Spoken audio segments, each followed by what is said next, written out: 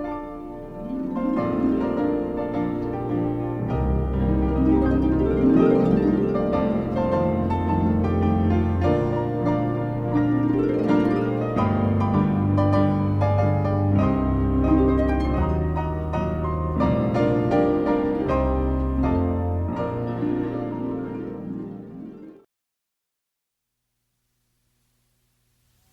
ye who have descended from the sun as living flames a-burning, let your hearts rejoice at this moment that the infinite love that has given you life has also given you the potential breadth in life, whereby you will be enabled, one and all, to fulfill the journey now before you. You may pause and refresh yourselves in consciousness and renew your spirit, for life has trials and chastenings which are intended, but your life is hid in Christ, in God. The beauty and perfection of inner spheres is an experience so vast and so grand, in which all shall share. When they come to that blessed moment, when they are able at last to cast aside the veil of flesh,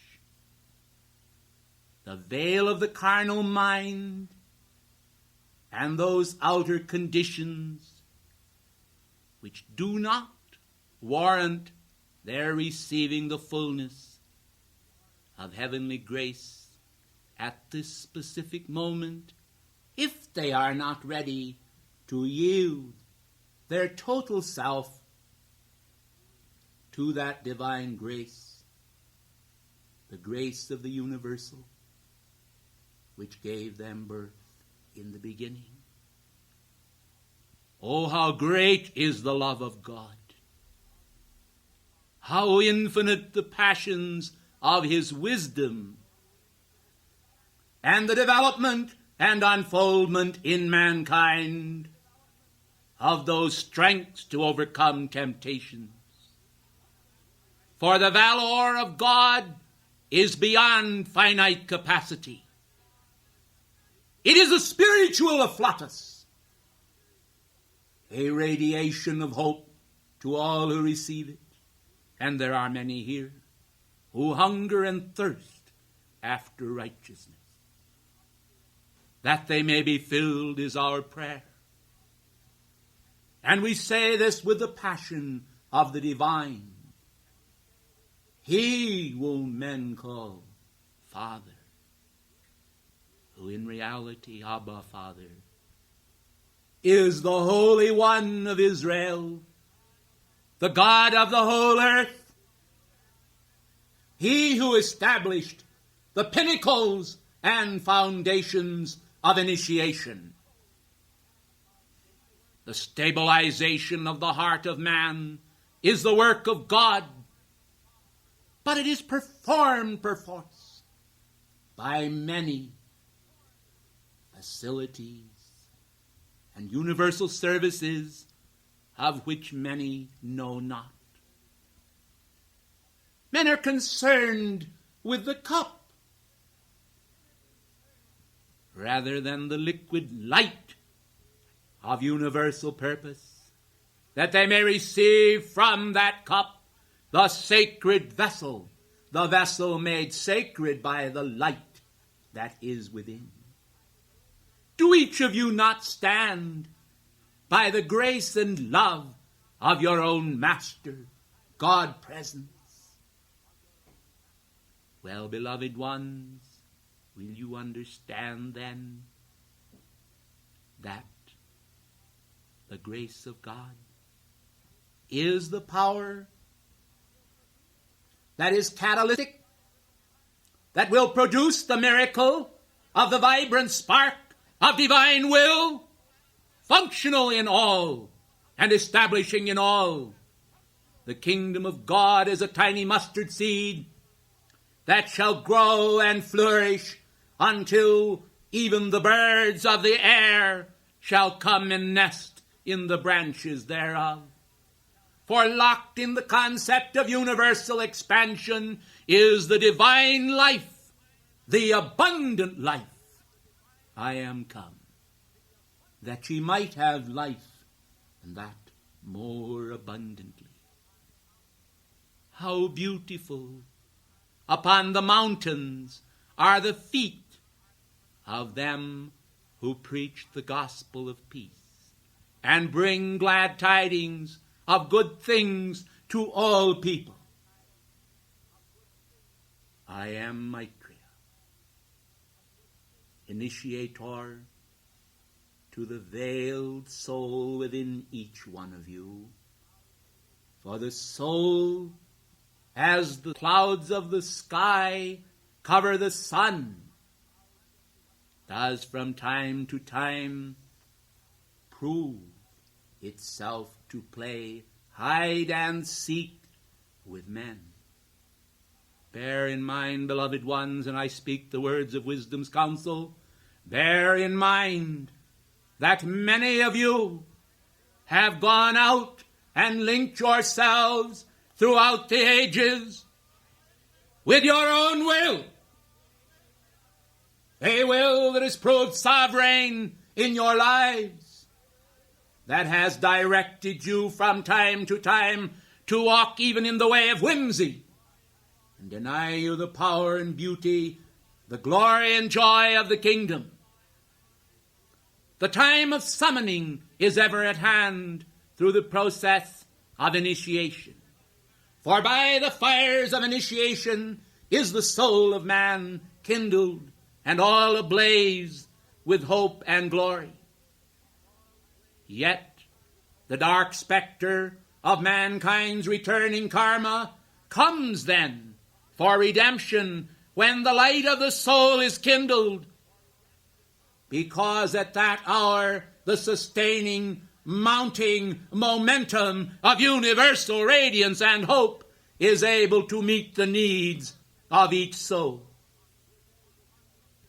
God tempers the wind to the shorn lamb of each man's identity, and his love is found even in his chastening and the hopes that he bears to the heart, even in those darker moments when mankind seem momentarily to have lost hope.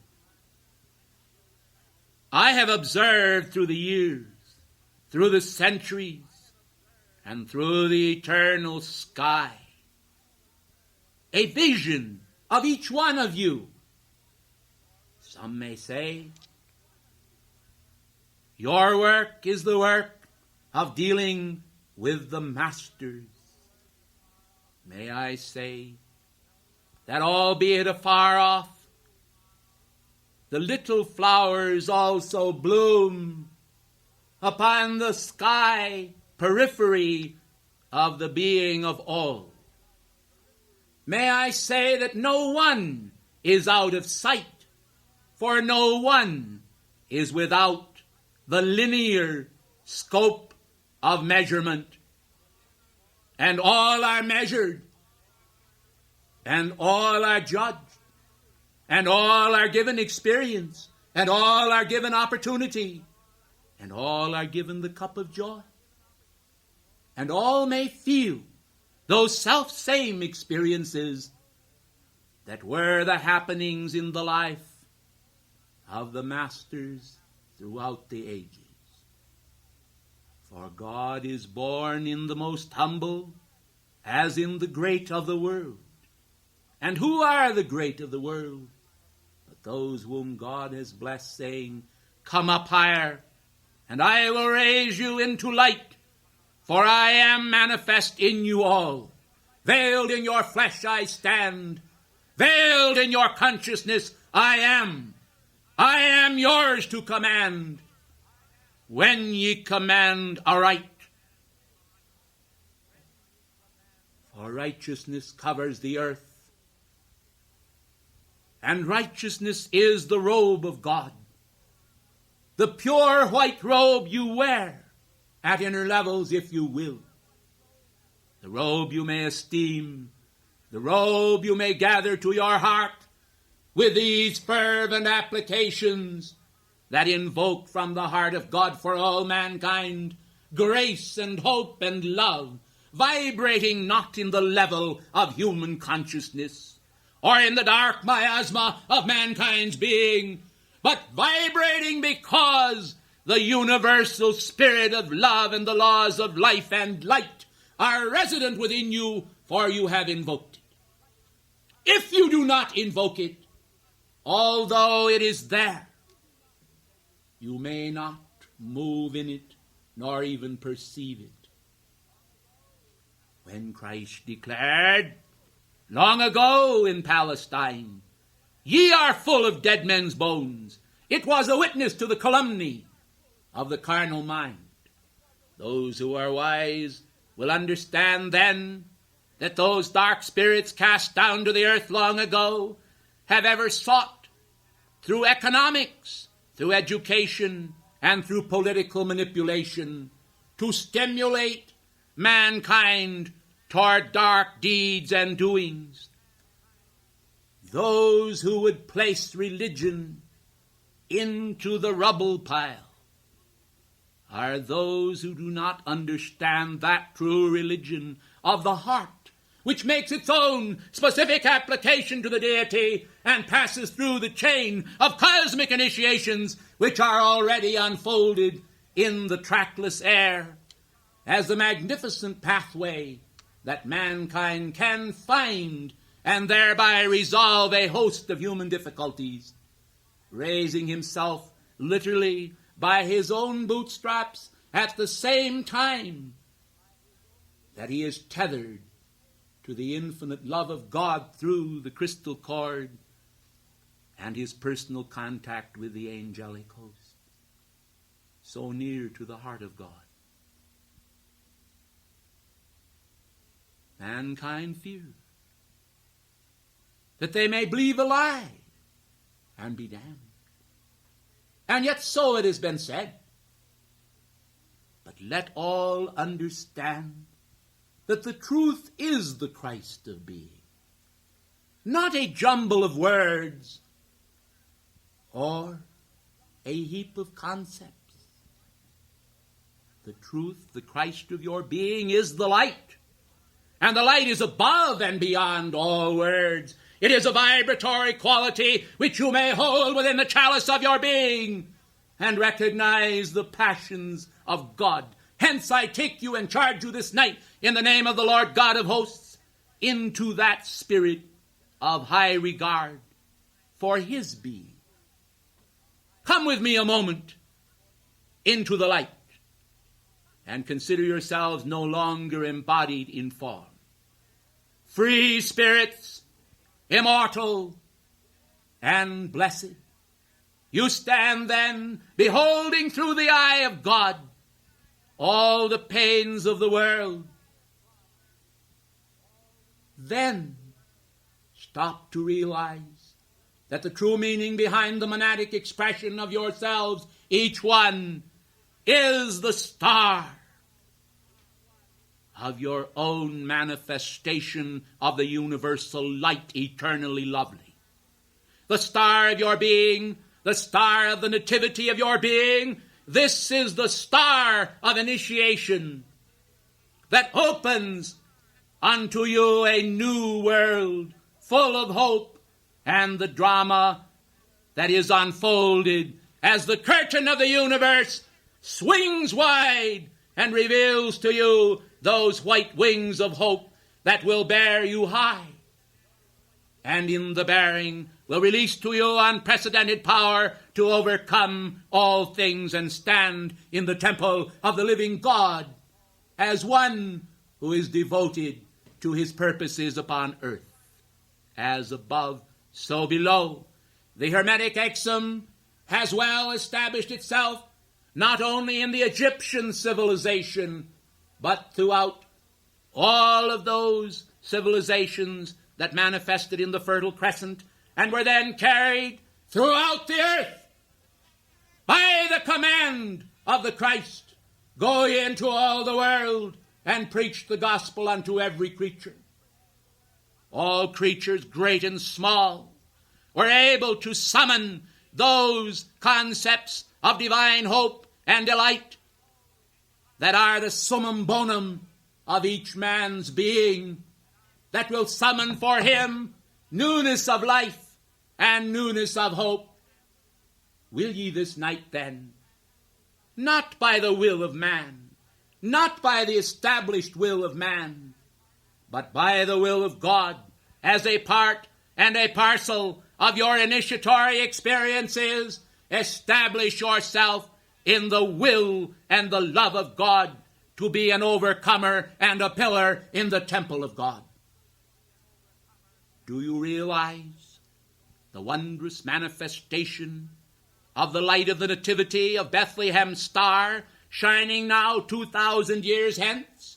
Will you then frame yourselves as that child placed within the manger of God's heart and summoning the will of God to shine 2,000 years hence into the future? Will you regard your life as a sacred trust of infinite capacity, infinite joy, and infinite doing? I am the will of God in action here.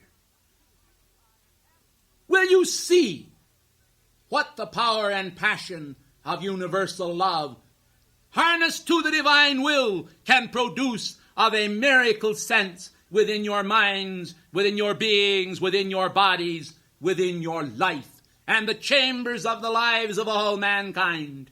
Will you understand that there is hope for the world, that the world can be changed, that the darkness can be extinguished, that the darkness can be burned, that out of the Word, the living Word by which even the earth itself may be caused to tremble, mankind may understand the natural expression of the Spirit of God and the overcoming power that shall reach out from all hearts to all hearts as an activity of cosmic love and cosmic will. Thus do ministering angels come to you this night. For as I am speaking to you, what might almost be conceived of as a Magellanic cloud is appearing in the consciousness of many. And although it comes from afar, it shall draw nigh to you throughout this class and shall establish in you a concept of your cosmic initiations to come. I am Maitreya, yet I offer you the mantle of my love this night. Will you wear my cloak? Will you wear the mantle of light, which I now allow to slip from my shoulders unto yours, if you will accept it, and become one of us, one who is now embodied upon the planet, encased in a mold of flesh, and yet filled with the abundance of the Spirit's power and victory to serve God as one who is endowed of old with the power to smite the waters, and they shall open. And what are the waters but the power of human emotion and human thoughts? Mankind's thoughts then, mankind's feelings, mankind's expression will have no power to hurt you in all my holy mountain, saith the Lord. For by the process of initiation, mankind shall find the stair steps that lead them above the stars and beyond, into those infinite capacities of the Spirit that shall kindle in all a flame, a burning bush, that appeared as of old to Moses, and saith unto you this day, I am that I am. Om Tat Sat. I am that I am. Om Tat Sat. I am that I am. Ye are one with God, as you offer yourselves and as heaven accepts. In the name of infinite grace, I bless you and seal you in a heart of light, by which the initiatic process, once started, becomes an onward movement across the paths of heaven that express beauty, power, and love, world without end.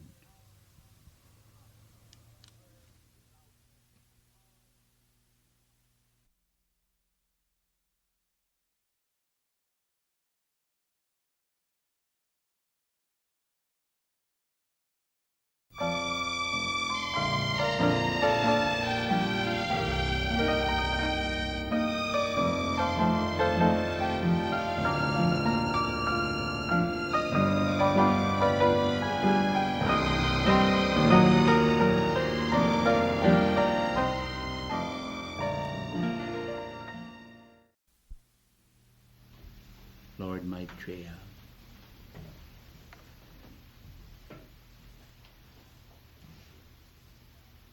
destiny thunders beloved hearts.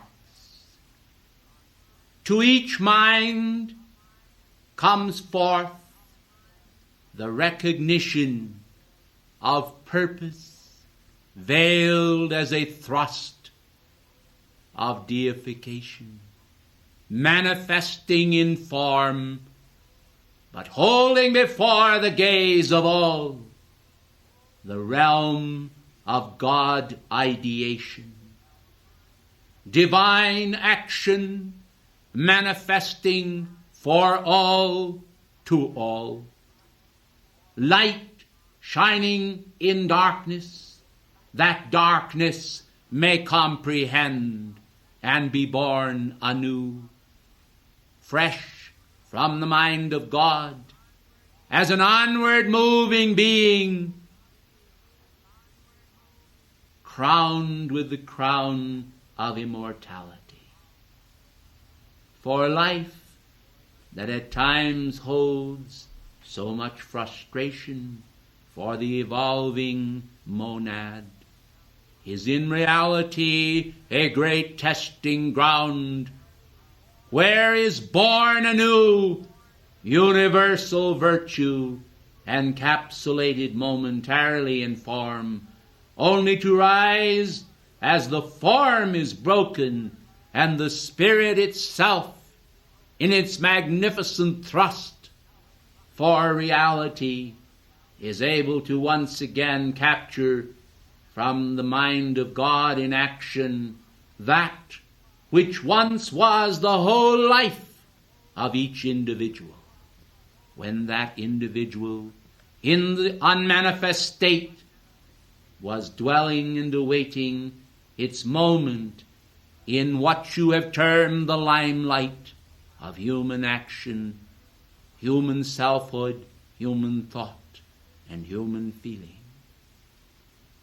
I, Maitreya, come to you this day, speaking unto you and unto all mankind of the blessed awareness that can be recaptured by the heart and mind that yearns to find renewal, to reach upward, bringing once again into view the domain of reality and possibility, knowing full well, as ye all ought to know, that endless possibility is to be found in the kingdom of God.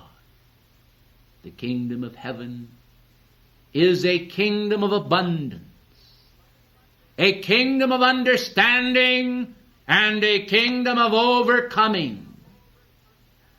If already you had succeeded in overcoming, you would not be here in the land of the mortal living, but rather in the realm of awareness of the immortals, who already know that they are immortal and participate in the rituals of the spirit rather than in the rituals of the dust and form. Mankind, then, ought never to allow themselves to be bored, to enter into a state of frustration or doubt or fear, but rather instead to allow the wings of the heart and the mind to soar upward in thought and feeling to where divine purpose is fulfilled purpose. It is not enough to be hearers of the word alone, but doers also. Men and women of action who understand the meaning of right action and the avoidance of those vulgarities of mind and heart which pull downward rather than upward. Through the skeins of the fabric of the sun, through airiness, lightness, joy, music, and that positivity of mind that believes in the thrust for a purpose, man will pass through every test and trial victoriously and forego even a taste of those pleasures which mankind deem so magnificent, when in reality they are only the fulfillment in many cases of immaturity and child-mindedness, without the freedom which the true child mind bears as it also receives with such happiness the currents of the mind of God, that like electrical energy flowing forth from the fountain of the mind and heart, speak of renewal and that which God has bequeathed unto man of himself, and of the hushed breath of hope, that like a sweet and pure white flower is in its daintiness reminiscent of the love of God for the temporal man, that he be raised into the image of the eternal, that he be raised into the image free from struggle and strife, that he receive the crown of immortal life, and understand that all that he has esteemed so dear of this world is often but a frustration and a weight that brings a soul to a state of heaviness and despair, whereas instead the joyous fountain of abundant life gushing forth within the mind and heart could become a cleansing agent to purify each monadic expression for its own blessed reunion with the crystal flowing fountain of cosmic immortality and gushing joy that is a divine effervescence. O hearts of light, in these moments of testing, when here through the veil of flesh mankind are often bereft of the very comforts they need and require by reason of their own stupidity, I say to you, look up and live, which means behold God and the fount of truth. Break the bread of cosmic reason and be once again filled with the light of 10,000 suns. For the victory of the light will not occur by reason of man's mere wish or whimsy. The fountain of light will be born once again in mankind by reason of the invincibility of his faith, by reason of the willing commitment of himself unto the cosmic trail that is not necessarily covered with the dust of glory, but often with the weariness of men as they have struggled in themselves momentarily to seek for the will of God and the passions of cosmic righteousness. while you travel that beautiful trail, sometimes fraught with mortal suffering, heed ye well the thread of opportunity, and understand that it is a fragile thing, to be broken with ease in a moment, or to be rendered like unto a cable of solid steel.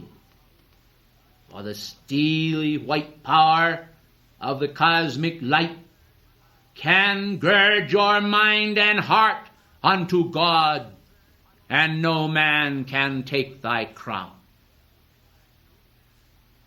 Free yourself then from the sense of worldly obligations that are not the will of God, but bear in mind, and bear it well in mind, that certain responsibilities are given to man that he may learn of the divine plan, and be not hasty to judge, but rather willing to follow the pathway that leads to divine understanding and the fruit of the Spirit that leads to right action. For only by right action and right thought and right feeling can man come at last to the feet of God virtue and God loveliness, where the soul, molded by the character of the universal God, bearing the loftiness of his imprint, will hold itself by the power of infinite example, visible to those who have eyes to see, and patiently waiting for the world's maturity and recognition of infinite love.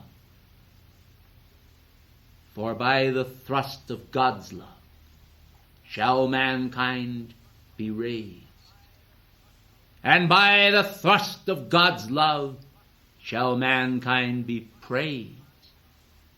For only in God's love can mankind be raised. Let not then the discouraging aspects of self-love, of selfishness, and of human miasma cloud your mind from beholding the glory of God in your own face.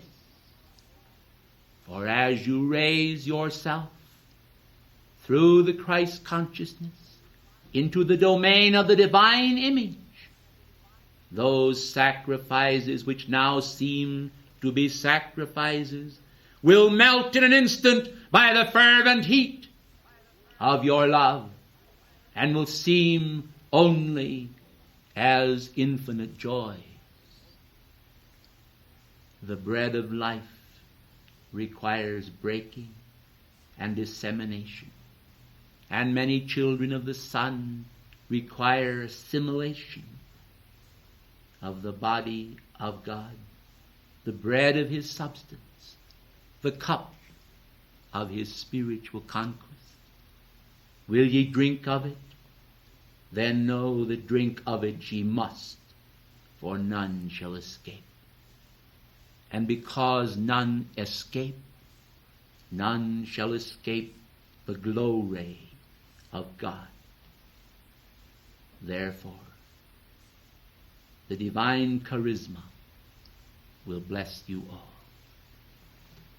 The afflatus of your heart will be given to all in due course of time, as all fulfill the steps of the Christ consciousness, becoming followers of that which, while for some may seem afar off, for others that which is not, is still the brilliant diamond of universal grace, illumining all within their heart and making for them a place where none can ever part, for all become infinitely children of initiation, finding their place within the heart of God. I, Maitreya, unfurl before your gaze the banner of my love. It is written, I am the Amen, the first and the last, he that liveth and was dead. In you I have become as dead. In you shall I be raised. Break ye the bread of life.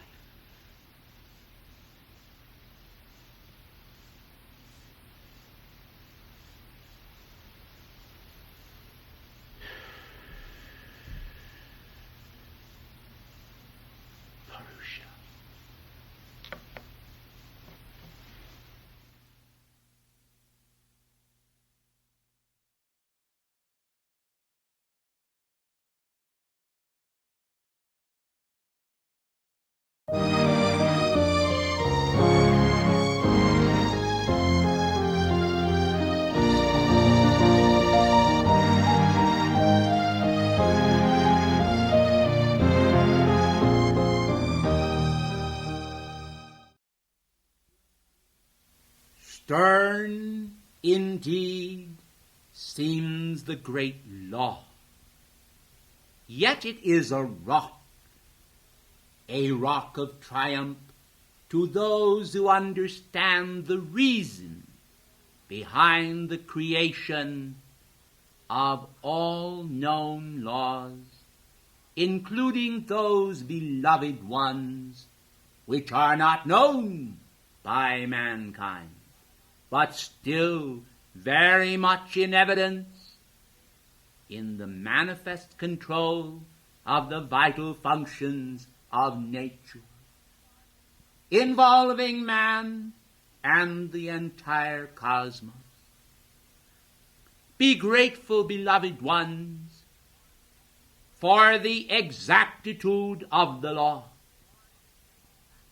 for the qualities of the law are the sustaining momentum that radiates forth eternal love from the first moment of creation unto the present one. In all of its ongoingness, life is not intended to be aught else save a crystal flowing stream, a stream of pure truth that God did not intend to be muddied up by vile human concepts. Yet mankind, in their search for selfhood, have constantly tumbled into that stream of life those residual manifestations of thought and feeling, which are, in effect, their own externalization without being their own. Thus the stream of consciousness and events is muddied up by mankind again and again. But the end is not yet. For the kingdom of heaven, envisioned by God himself, and by those great ones in whom he has vested so much eternal wisdom through the ages, does provide for a change in mankind's affairs that shall usher in the beauty and bounty of the universal era of God delight. Rejoice then and be glad that life is, for not in the appearance world shall mankind find salvation, but in the all-wise exactitude of the inner law of their being, an exactitude that from time to time is shunned by mankind. They say it does not bring them comfort.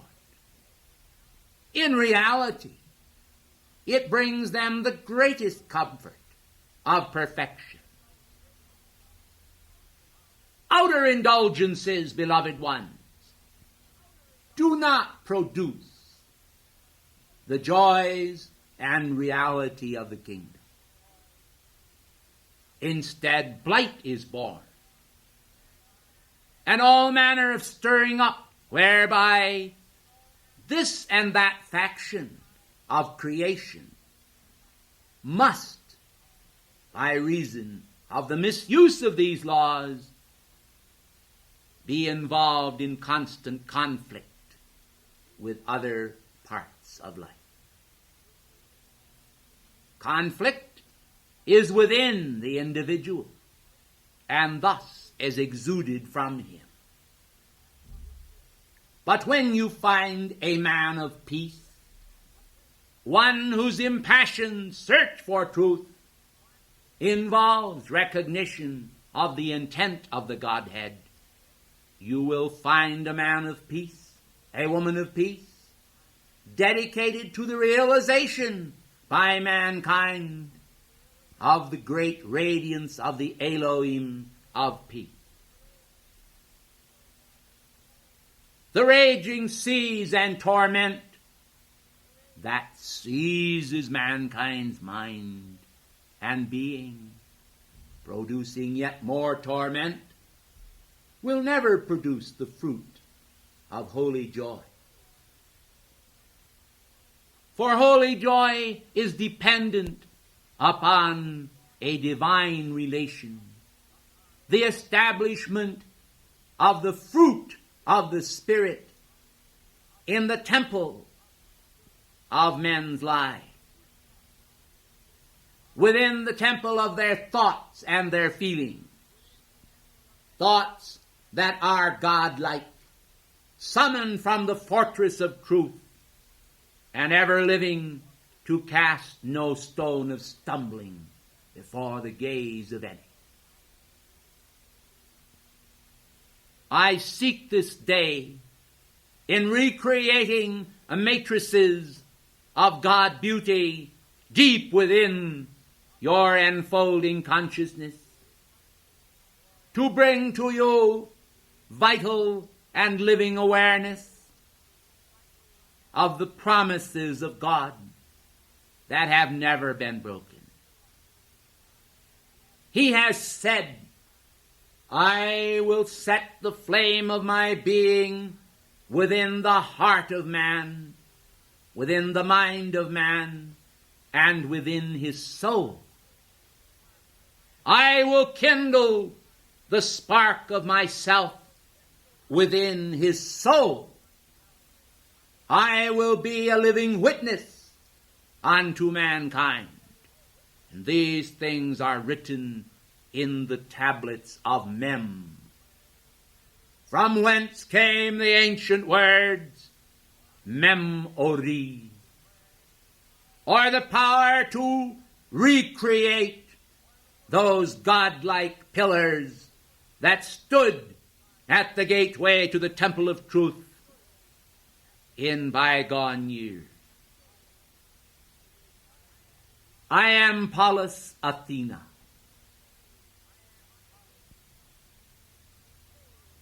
My will is wholly resigned to the will of God. It is a matter of reassigning mankind's attention, for this is exactly what has been done in my life, is to reassign my attention from human priorities to divine ones. Those who would follow in my footsteps, who would recognize the importance of ever-living truth, will see the need of vital before them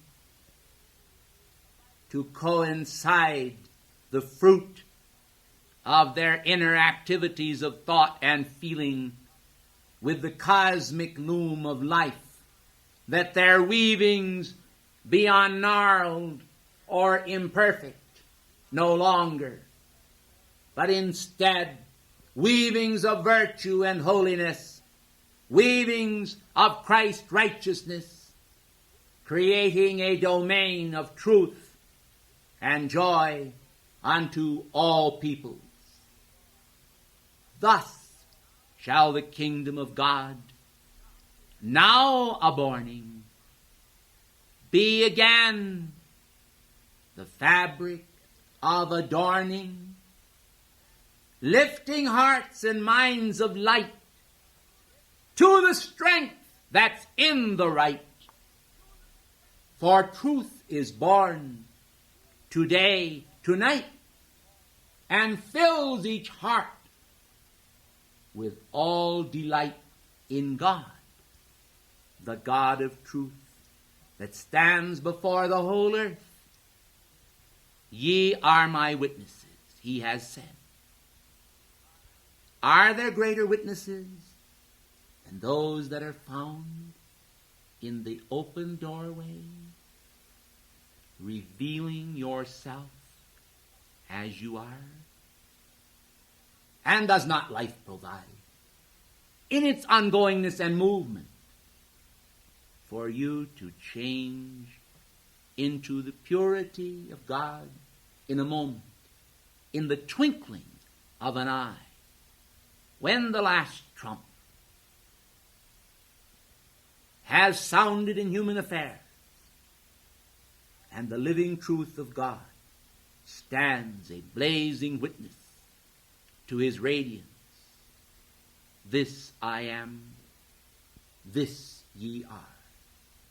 This all men are. And as they affirm it in their God presence, so will the knowledge of God cover the earth, as the sea covers the dry land. I am Pallas Athena. My blessing is to be found within the cords of truth that bind men unto God eternally. I thank you.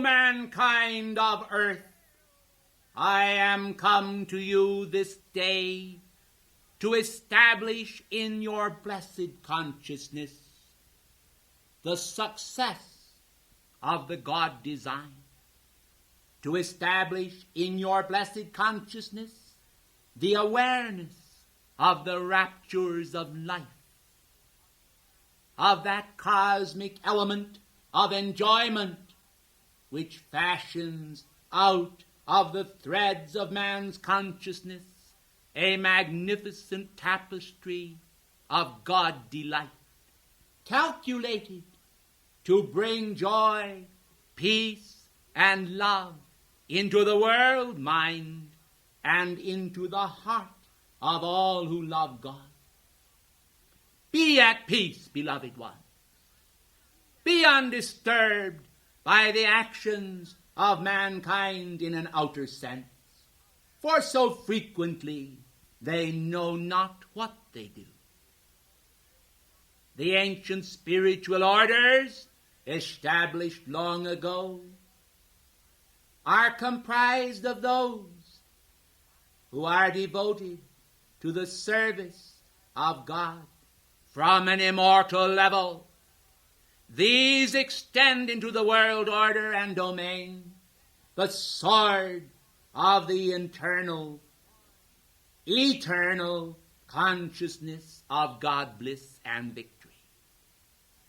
Little do the world dream that the outer manifestations, which they so frequently deplore, are not a manifestation of God intent, but rather a manifestation of coddled evil, that which mankind have permitted their consciousness to engage in, without understanding the bliss and blessedness of retrieval, which was understood by the saints of old, and those who would be saints today must follow the same pathway. If we speak of Francis or Teresa, if we speak of those who have achieved a few hundred or 1,000 years ago, will you understand that we are bringing to your mind and consciousness today, in the now of manifestation, that blessed opportunity which all men have ever been able to share? It is only a selling short of the grace of God that has permitted mankind to enter in to a state where they can consent to the awful tearing down of the God consciousness originally implanted in them and manifesting so beautifully in the gurgle and coo of a little babe. Will you understand the meaning of the Master's thought when he said long ago, "Except ye become as a little child, ye shall in no wise enter in"? To bring your consciousness then into a state of becoming a little child is not a casting down of the fiery realities of your being. It is a cosmic exaltation into those dulcet tones of magnificent cosmic love that cascades downward from the highest realms of cosmic love through the starry realms of space and into the domain of the heart, where the God consciousness within shakes man free from those delusions and temporary confusions that has been harbored within his heart. I am an archangel. I have seen amongst mankind how very easily it is for men to drop the great cosmic focus of their attention and attentive powers into those realms that are purely carnal. Now then, I urge upon you the regarding of the ascent of consciousness into your mind and being. For only by rising upward in thought will you indeed be able to bring that co-measurement to a world in distress that will teach them at last the means of overcoming mortal thought and feeling and the density of man's hardness of heart, which he indicates day after day unto his fellow men, and the clear seeing instead of those virtuous Christ realities which make of man a true manifestation of the living God. You have heard it said, our God is a consuming fire. And what is it, beloved ones, that ought to be consumed, save it be the density and barrier consciousness that ought to be burned away from before the face of your God identity, a rending in twain of the veil between the holy place and you right where you are. Be unafraid, for to be godlike is not a state of death, but a state of life. And where mankind is, they harbor in reality neither death nor life, but the fashions, the passing fashions of the time, those illusions that hold sway momentarily in your being, that are no part of God. I, Raphael, declare it this day. Will you, in your consciousness, recognize the reality of which I speak?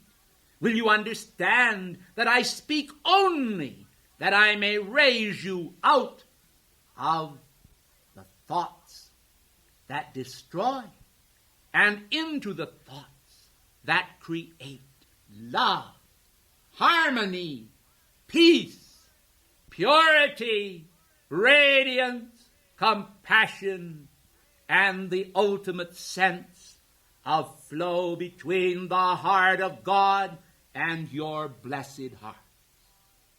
For your blessed hearts are chalices of purpose, intended to contain within them those immortal and priceless identifications of the thoughts of God, the thoughts that frame the universes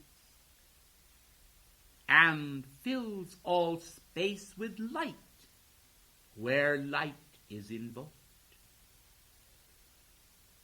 When then you come to a place in your own thoughts, blessed ones, where you feel that at this given moment you cannot measure up to the standards of an archangel, perish that thought, as you would say, and place within you the mind of Christ that thought it not robbery to be equal with God.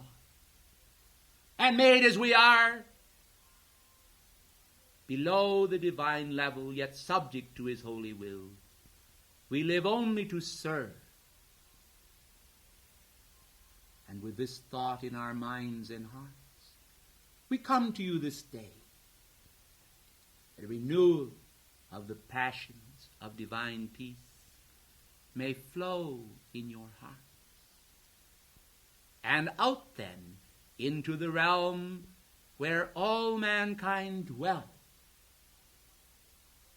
For they dwell in a muddled community, where the introduced and manipulative thoughts, introduced by man and demon, seek to control those whom God has made. His love is to create. His love is to extend the infinite compassion of the cosmic fire out into the cosmic community. For from the breath of his outgoing unto the breath of his return, all of cosmos hearts beat, and one supreme heart beats, a conjunction of cosmic positivity, the manifestation of infinity in the web of time and matter. Where you are, there God is. Where God is, there you are. For it is his life which beats your hearts, beloved ones, and establishes both now and forever that domain of perfection right where you are. It is not your own selves that are able to wrought all those cosmic works that deliver the world from evil and bring in the great tomes of cosmic good unto all. Rather, it is the infinite power that is within you, placed there by God, a focus of Christ and cosmic reality, reaching unto the great central sun and beyond to the very tethering of his thought, from Alpha and Omega, from the beginning and the ending, gathering then all things unto himself as the master of cycles, and reclaiming here upon this planetary body those souls who have gone astray, bringing them once again back into the fold of his mind and heart. Will you then recognize this potential for good within yourself? It is a small thing I ask. I am only an archangel, and my service is unto you as unto God. I come this day to increase the power of spiritual light upon the planetary body, to establish the wondrous domain of God perfection in the divine feminine, to reestablish the cult of the mother of the world among mankind, that as they have loved the Father, so also they may love the Son and the Mother.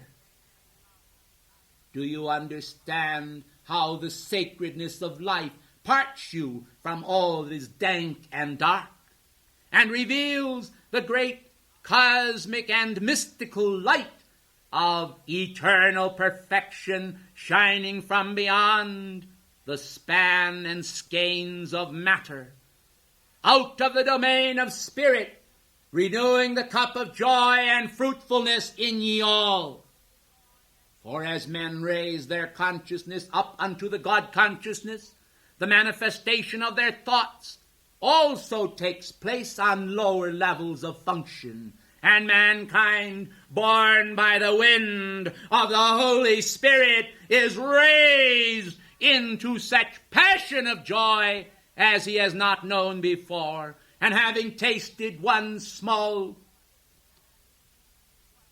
portion of God, he yearns for the allness thereof. O hearts of light, be unafraid, for the divine plan is complete. I say it again. Be unafraid, for the divine plan is complete.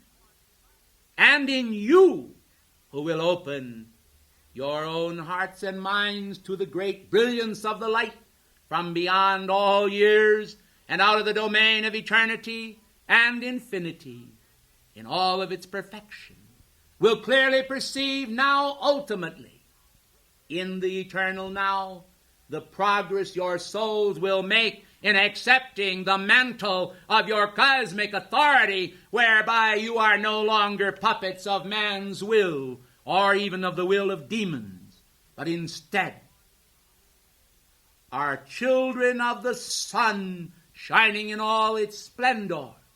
And you take then that God dominion over the earth, over the substance of your own being, over the realm you call your own.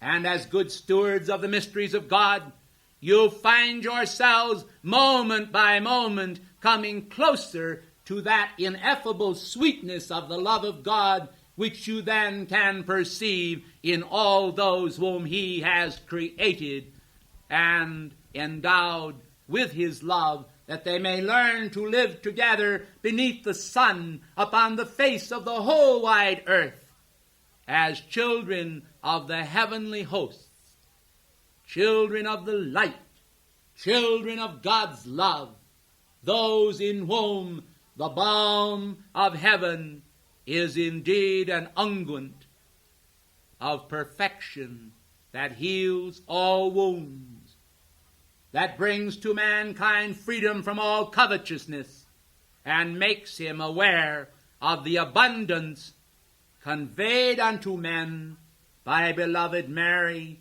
the Mother. For heaven is filled with those whose devotion has indeed become legion. The endowment of the earth with the fountain of eternal life is now established. Let those who have an ear to hear understand. For I have brought you this day the tenderness of the love of Father, Mother, Son, Holy Spirit. Of those who are many, to you who are few. Of those who are eternal, to you who are transitory. Of those who would give you the abundance we possess. Peace be upon you. Out of the sacred fire have I spoken. To the sacred fire I shall return.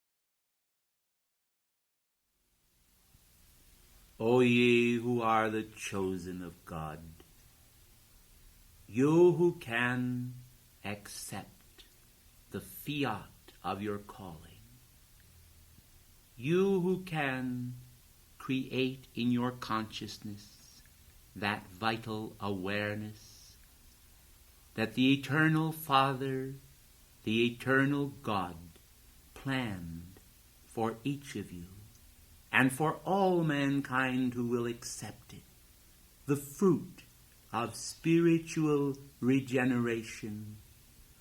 Heed now the great light that pours forth with the soundless word, the great stream of creative essence that produces the full manifestation of perfection, manifest in nature and also in your blessed consciousness with all of its convolutions, all of its enfoldment of mortal substance, much of which also ought to be transmuted and changed.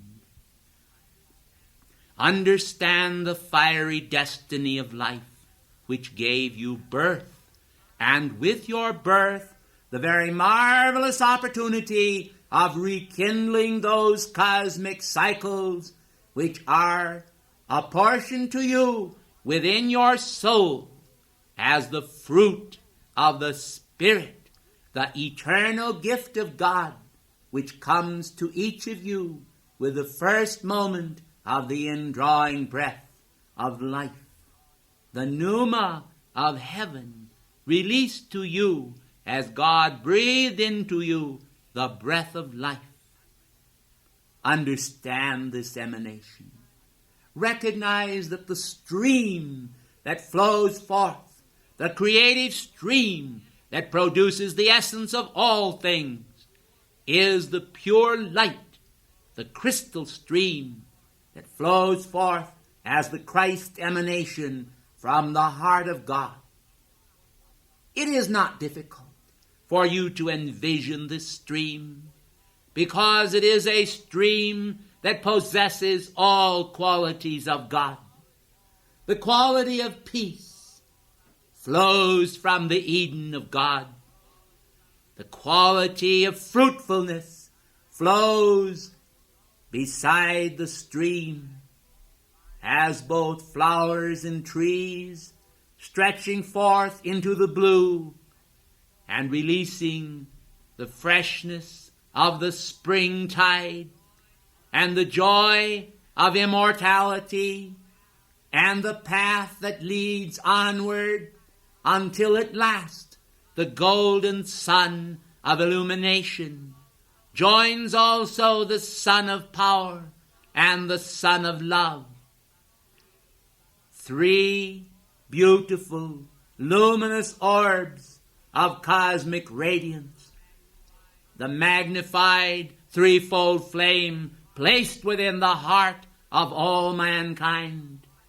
This fiery lightning of God's love in pastel hue, gentle, flowing, immortal radiance of the stream of divine consciousness, is the eternal gift of the All-Father unto all who yearn to know and to be the fullness of all that God is. It is the will of God, and a will that sings with cosmic rejoicing as each child of the light puts on himself those garments that are the garments of cosmic realization, cosmic purity, cosmic omnipotence, cosmic rejoicing, and the faith that eternal destiny is the natural gift of God to all who will receive it. This is the Christic gift, the gift that is the crown of life, that is the crown of strength, that is the crown of joyousness, that never knows wane, that cannot fail, that is the light that shines in the darkness, that is the strength of certitude. For think you, O mankind in this world, that it is right for man to think that existence is purposeless? I tell you, nay, for existence is beautiful and bounteous. Existence is the bliss of God knowing and of that cosmic penetration which goes even beyond the veil of knowing into the realm of God being. For to know of God is well and brings great blessing. To have the mind flooded with cosmic joy, to feel the wondrous power of God as it moves untrammeled through the realms of nature, this is a mighty gift. But to penetrate beyond the gift of feeling and the gift of knowing to the realm of being, where your being can become saturated by the self-same identity that God is. This is the conferring by the Holy Spirit of the precious gifts of life, that each man may then ultimately manifest these gifts and these qualities in heart, mind, and being as a consummate and regenerate offering that shall produce both in the world of form and in the world to come the tender fruit of rejoicing that gathers the sheaves of human souls into the God realm. For mankind today, I tell you, are praying as never before. Albeit darkness seems to linger upon the earth and to be everywhere manifest, albeit there are wars and rumors of wars, and many signs to affright the heart of diligent mankind, yet I tell you, there is a definite activity of cosmic intercession rising as sweet incense from the four corners of the world, in many languages and from many faces, and those who seem to have some concept of universal reality.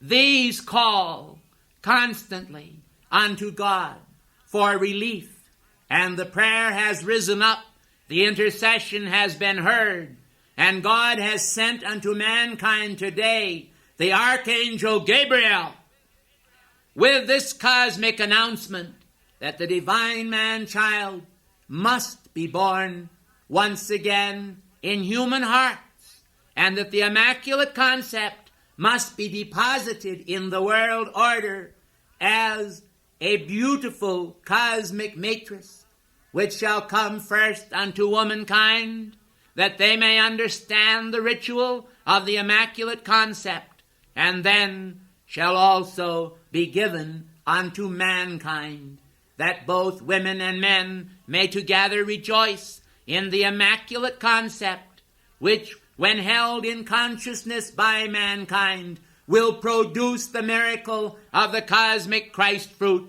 come once again into physical manifestation in all that mankind do.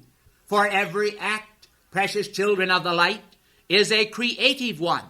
Mankind cannot produce anything save it be creative in essence. Do you understand?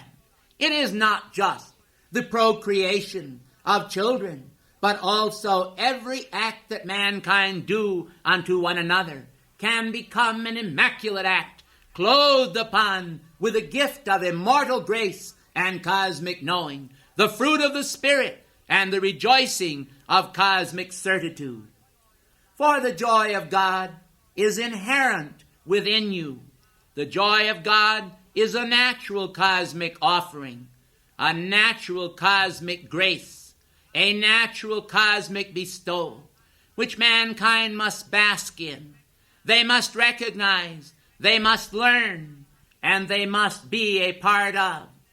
When humanity en masse begin to understand just what this offering is, when they begin to understand at last that they themselves can become identified with this offering in their total consciousness, when the light of the Christ comes into their whole being and consumes the grossness and the darkness, then mankind will at last understand the meaning of transmutation.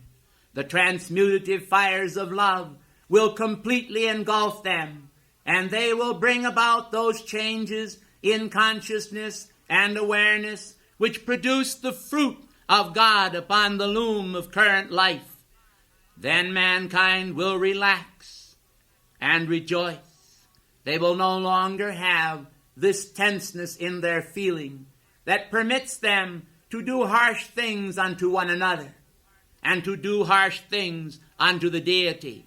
Instead, the fruit of cosmic rejoicing will buoy them up, and they will find that the powers of their emotions, which have so frequently, precious ones, become a matter of spatter, where individuals feel that they can take the emotional substance like water and pour it upon one another or throw it upon one another and cause it to create the conflagration of ruffled feelings in one another will cease, and instead they will seek for those qualities of life which produce perfection and happiness and joy in one another. Do you see how the world can grow, how it can expand its cosmic gifts and opportunities for perfection? This is a natural outpouring of the cosmic law. This is a natural outpouring of cosmic love. It is the regeneration of mankind by the fruit of the Holy Spirit from within, and this will produce perfection from within outward. Currently, many among mankind have sought perfection as an outer adornment, whereby they have sought to adorn the outer self with the elements of perfection, and then force this upon themselves within. When within there was to be found many elements of corruption in the character of mankind, which meant that they were adding perfection from without to that imperfection which they had allowed to creep within in their feelings and in their thoughts. Now we desire to produce a greater measure of perfection within the heart and being of mankind, so that cosmic rejoicing may start its sacred spirals from within mankind, that the great spirals, like a giant corkscrew, may move in a perfect clockwise action to regenerate mankind into cosmic cycles of love and hope, that human misery may be abated and the fruit of the Spirit endorsed by all among mankind who have the power of vision and the power to pursue that vision unto its ultimate form. You have sought for the kingdom of heaven upon this earth. Well, beloved ones, it is essential that first you find it within yourself, that first you create it within yourself, that first you prove that you do endorse in deed and in thought the spirals of that cosmic kingdom with all of your heart, and then you can bring this cosmic action unto embodied mankind, and teach them also that the law of perfection is the law from within to without. For God himself planted at the center of each cell of manifestation his own seed, the divine seed. And if this seed is allowed to expand, then I tell you the world can be a land of perfection, where the schools of this world can also join those cosmic schools at inner levels, where the little children of mankind, even those of you of ripe and full maturity, will be taught those spiritual graces and gifts that ultimately will show unto mankind how to produce upon earth today the Eden of consciousness that existed in the beginning, that which still exists within the heart of God and within the great perfection spirals of nature in their pure and pristine state. I am Ariel of the light.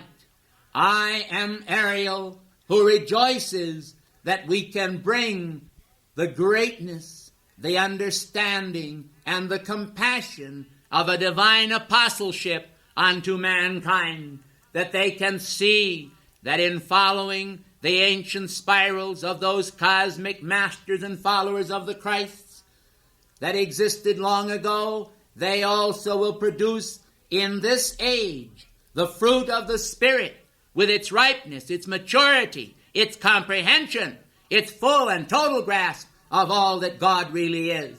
Not then to destroy mankind, but to lift mankind up, for the Son of Man came to save that which is lost. And therefore mankind, in order to be redeemed, must understand how they can, through humility, receive the gifts of the Spirit, and through humility dispense them also in all that they do, not in just their own concepts of how to produce perfection. No, instead, in those concepts that are the concepts of God, that are all-embracing, that involve every act of mankind, and therefore will produce for mankind every virtue of cosmic responsibility, and the producing in the world at this time, when there is so much cosmic law in manifestation side by side with error, the fruit of the perfection of God. forgetting the error and the distortions, and remembering the Creator of all in the days of mankind's youth, that he will not fail to accept and to pursue his divine opportunity, which comes now to view. The beauty of perfection we bring unto all, the perfection of eternity in time each man must call forth. Here and now, I am Ariel of the light. I am your brother and fellow servant. Ours is to teach, to bless. Ours is to heal and to caress. Ours is to magnify. God's is to glorify. Peace be upon you beside the still waters of the mind of God within you. Each one. I thank you.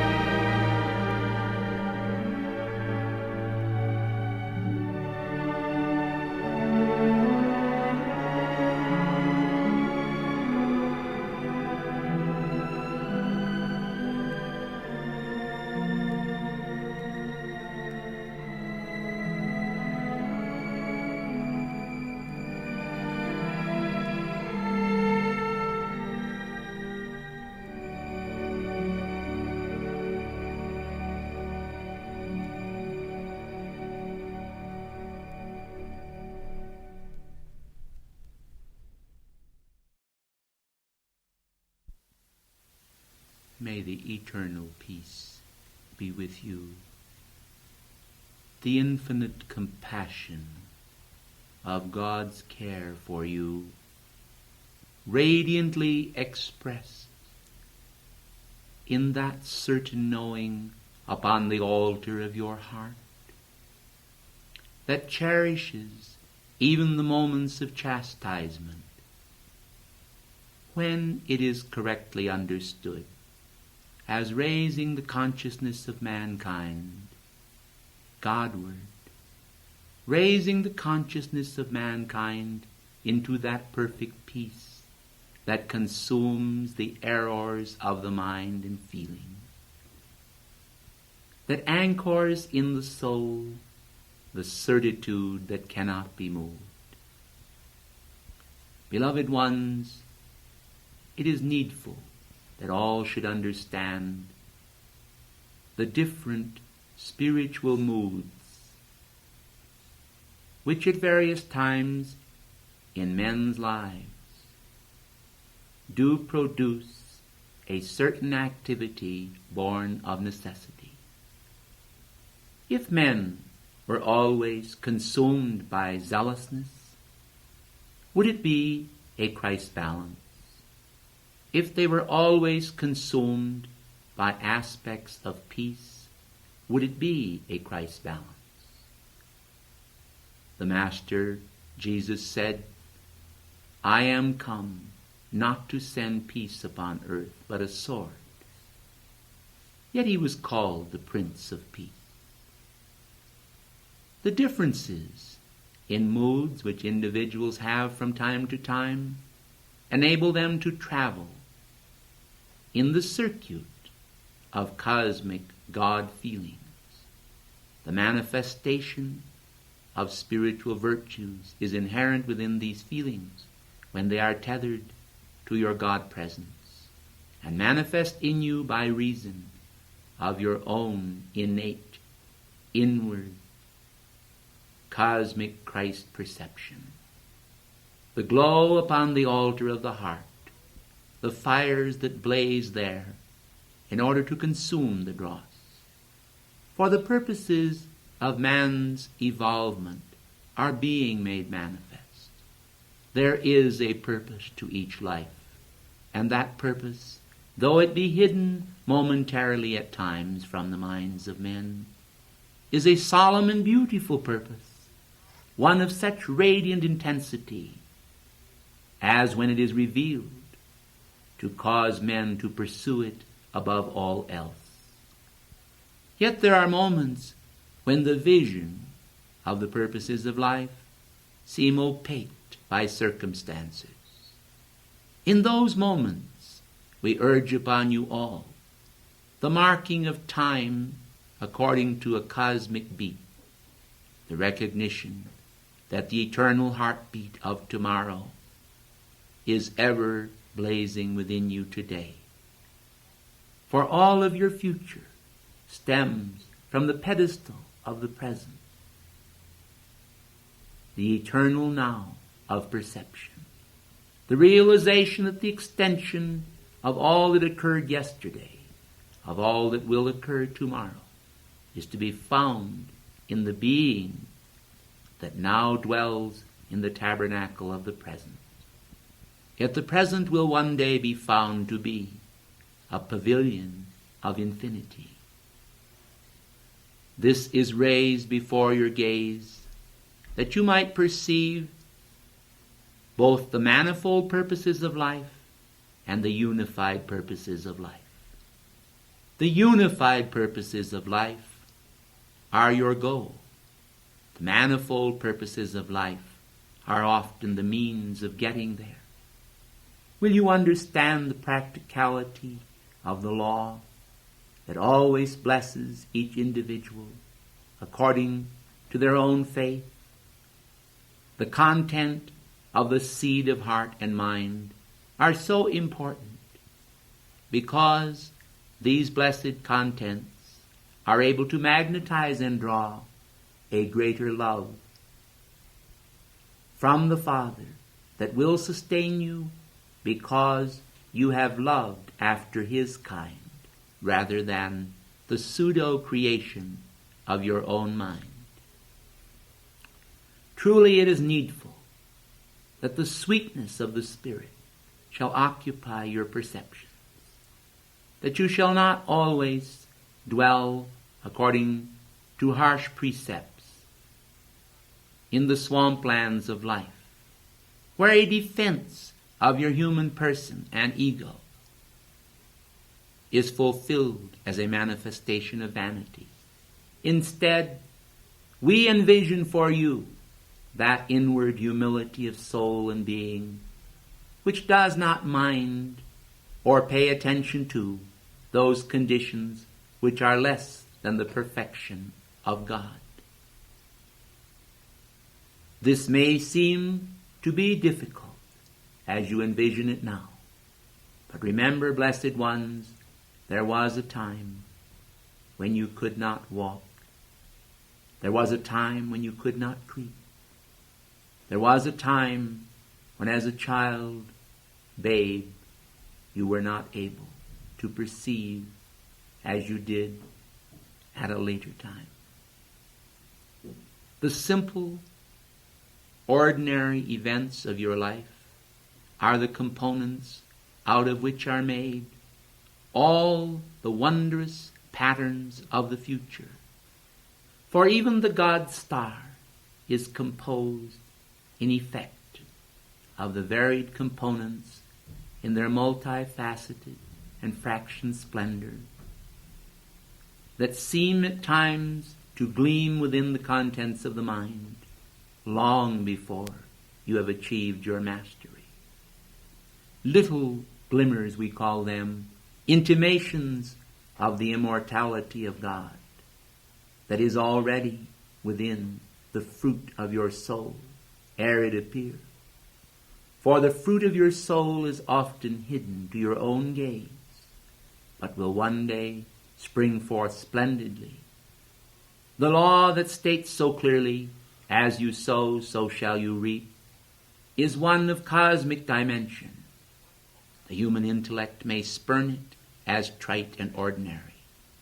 But the spiritual experiences of life are often ordinary in their appearance, but extraordinary in the scope of their magnificent internal power to provide impetus and movement to your life that will urge you onward to the kingdom from whence cometh the Most High into manifestation.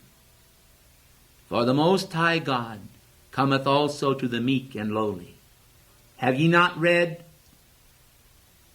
the kingdom of heaven cometh unto a little child, and all must receive it as such? Then be content to bask in the sweet radiance of humility that eliminates shadow and bursts forth the sun, shining in his strength into full view. Peace be upon you, O devotees of the Spirit. The end is not yet, for there are many activities that must occur ere you come to that place where you can truly say, I and my Father are one.